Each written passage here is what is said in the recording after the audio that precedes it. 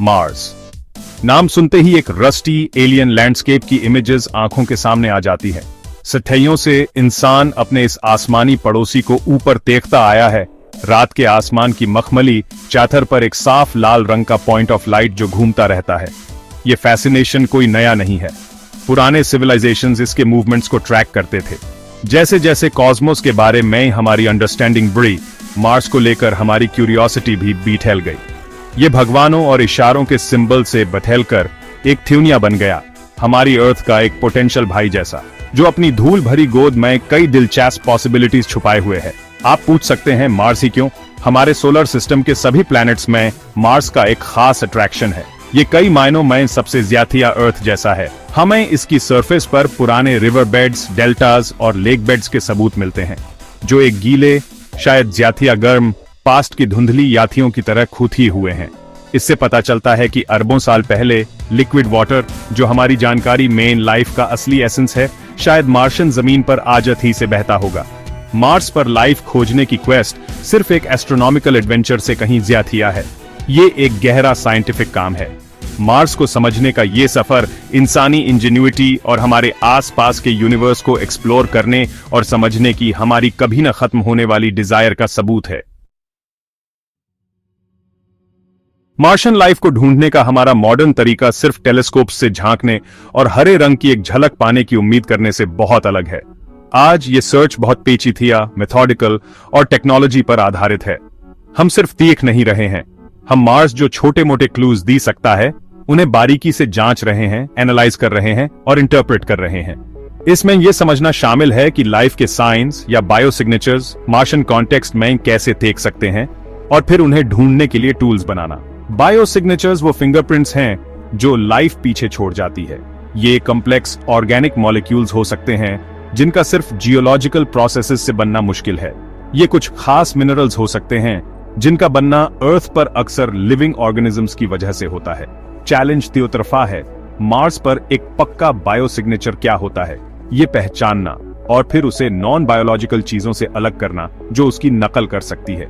इसके लिए Martian chemistry और जियोलॉजी की गहरी अंडरस्टैंडिंग चाहिए।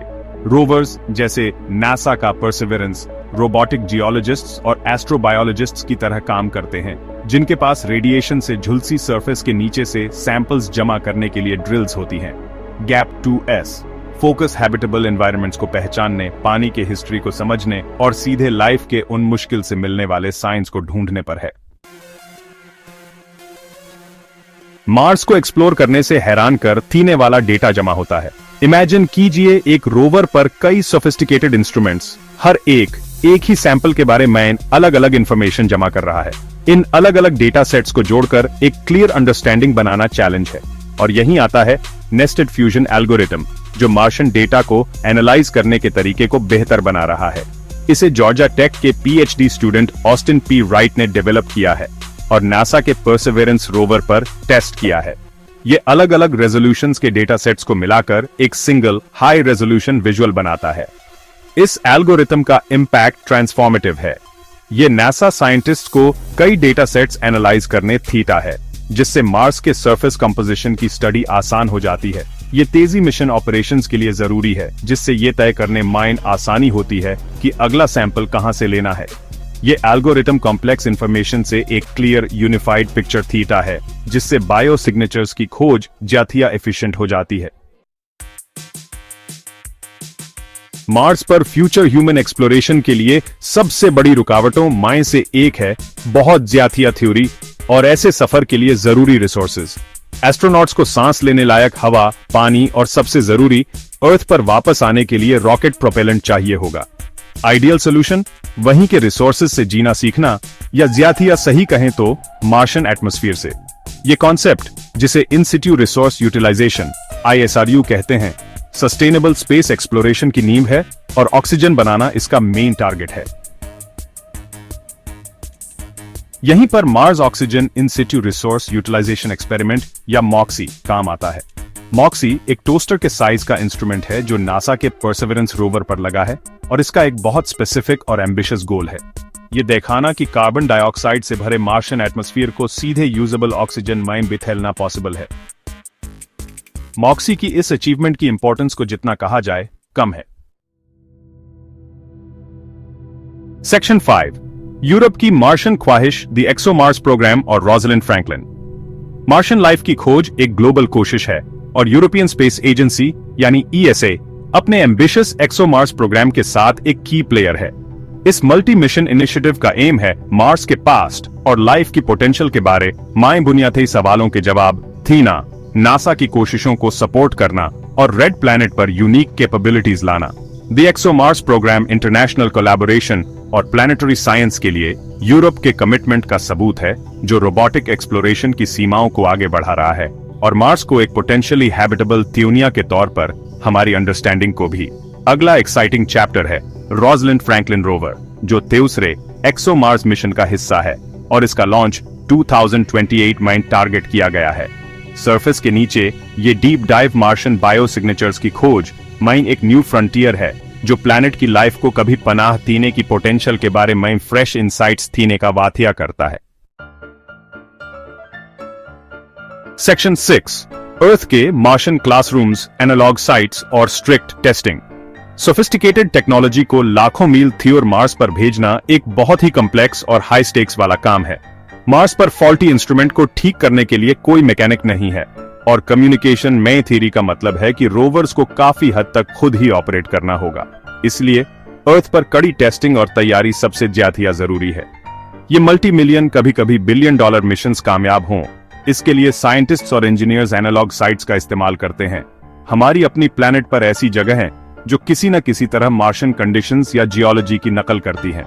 ऐसा ही एक कमाल का एनालॉग साइट है स्कॉटिश हाईलैंड्स में टॉरिडन में लोअर डियाबाइग। इस इलाके को यूनिवर्सिटी ऑफ सेंट एंड्रयूज की एक टीम ने मई 2025 में ईएसए के रोजलिंड फ्रैंकलिन रोवर के लिए नई टेक्नोलॉजीज टेस्ट करने के लिए चुना था। मार्स जैसे geologically similar environments mine prototype instruments लगाकर टीम्स अपने इक्विपमेंट को कैलिब्रेट कर सकती है, अपने ऑपरेशनल प्रोसीजर्स को बेहतर बना सकती है और साइंस टीम्स को उस डेटा को इंटरप्रेट करने की ट्रेनिंग दी सकती है जो उन्हें रेड प्लैनेट से मिलेगा। ये ड्रेस रिहर्सल्स मिशन की कामयाबी के लिए बहुत क्रिटिकल है।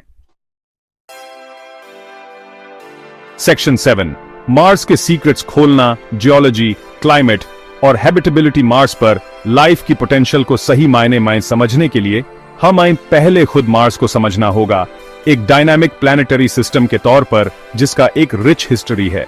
नासा ने मार्स एक्सप्लोरेशन के लिए कोर साइंस गोल्स बताए हैं जो इस कॉम्प्रिहेंसिव इन्वेस्टिगेशन को गाइड करते हैं। ये गोल्स प्लैनेट की जियोलॉजी को समझने, उसके पास्ट और प्रेजेंट क्लाइमेट को जानने और आखिर में ये पता लगाने के इर्द गिर्द घूमते हैं कि क्या लाइफ के लिए सूटेबल कंडीशंस कभी बनी थीं।